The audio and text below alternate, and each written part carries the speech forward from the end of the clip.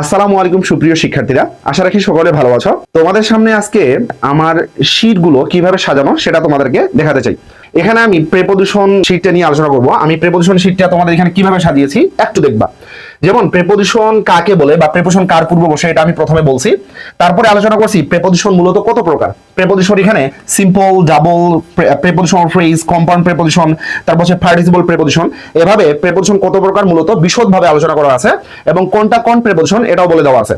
তারপরে আমি যদি একটু নিচে যাই, এখানে আমরা দেখতে পাচ্ছি যে প্রেপোজিশনে আরো একটা প্রকারভেদ আমাদের এখানে দেওয়া আছে, সেটা হচ্ছে ডিসগাইজ প্রেপোজিশন। ওকে, সো এগুলো প্রত্যেকটাই দেওয়া আছে।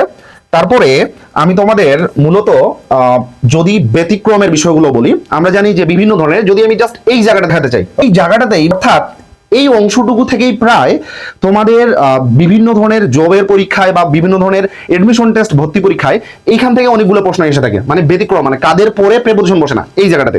ওকে, তারপর এখানে মূলত আলোচনা করা আছে যে বিভক্তির মাধ্যমে যে প্রেপোজিশন। ওকে, সো এই প্রেপোজিশনগুলো মূলত এখানে আলোচনা করা আছে। আশা করি বুঝতে পারছো। আমরা যদি আরো ডিপ লেভেলে যাই, এই বিভক্তি মাধ্যমে প্রেপোজিশনগুলো বিশদভাবে আলোচনা করা আছে। তারপরে আমি যদি একটু তোমাদের আরো নিচে যাই, এখানে তোমরা দেখতে পাবা যে প্রেপোজিশনগুলো মূলত কোথায় কোনটা বসে, কোন প্রেপোজিশন বাক্যের মধ্যে কিভাবে বসে, এখানে শ্লোক আকারে আলোচনা করে দেওয়া আছে। সো এটা যদি তুমি ভালো করে আয়ত্ত করতে পারো, আশা রাখি যে তোমাদের যে প্রেপোজিশন নিয়ে দ্বিধাদ্বন্দ্ব সেটা কেটে যাবে। এখন প্রত্যেকটা ওয়ার্ড মানে প্রেপোজিশনগুলো কিভাবে আলোচনা করা হয়েছে সেটাও দেখবো। যেমন আমি যদি তোমাদের একটু পরে দেখাতে চাই, পরের স্লাইডে, যেমন দেখো এখানে এট এর ব্যবহার এবং ইনের ব্যবহার, এখানে কিছু ফাঁকা জায়গা আছে। এখানে মূলত আমি ছন্দ আকারে অনেক কিছুই ব্যবহার করি, সো ছন্দ দিয়ে আমি ক্লাসে এগুলো পড়াই দেই। তারপরে আমি যদি আরো নিচে যাই, প্রত্যেকটা প্রেপোজিশনে তোমাদের পার্ট বাই পার্ট আলোচনা করা আছে। ফ্রেজের অংশ হিসাবে কিভাবে প্রেপোজিশন বসতে পারে, এই যে ফ্রেজের অংশ হিসাবে কিভাবে প্রেপোজিশন বসতে পারে এটাও কিন্তু আলোচনা করে দেওয়া আছে এখানে। ওকে, সো তুমি যদি একটা শীট পড়ো, প্রেপোজিশনের প্রায় তোমাদের সম্পূর্ণটাই শেষ হয়ে যাবে। আর অ্যাপ্রোপ্রিয়েট প্রেপোজিশন গুলো মুখস্থর পার্ট, এটাও আমি ইনক্লুড করছি। কিভাবে ইনক্লুড করছি তোমরা পরবর্তীতে দেখতে পাবা। আমরা একটু যদি তোমাদেরকে আরো দেখাই, যেমন হচ্ছে দেখো এই যে অন ভার্সাস ইনের ব্যবহার, কিসের ব্যবহার, অন ভার্সাস ইনের ব্যবহার। ওকে, সো তোমরা এখানে এটা দেখতে পাবা। তারপর হচ্ছে আমি যদি তোমাদের হচ্ছে এই যে অন, এবভ, ওভার, আপ, এগুলোর ব্যবহার কিভাবে কোনটা ব্যবহৃত হবে।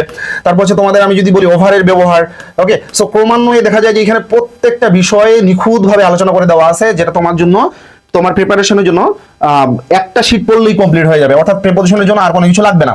এখানে আমি আরো কিছু শ্লোক আকারে দিয়ে দিছি, যেখান থেকে তোমাদের ভার্সিটি বা বিভিন্ন ধরনের জব পরীক্ষাও কিন্তু আসে এগুলো।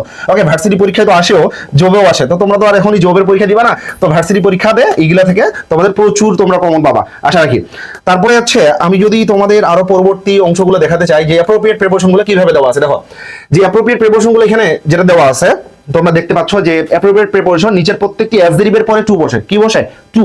তাহলে কাদের পরে টু বসে এখানে দেওয়া আছে এভার্স টু, তারপর হচ্ছে adverse to, averse to, abhorrent to, accessible to, acceptable to, addicted to, according to, attend to, মানে প্রত্যেকটা এখানে বিশদভাবে আলোচনা করা আছে। এই ওয়ার্ডগুলোর পরে টু বসবে, এটা আমি খুব নিখুঁতভাবে তোমাদের জন্য শুধুমাত্র সাজিয়েছি।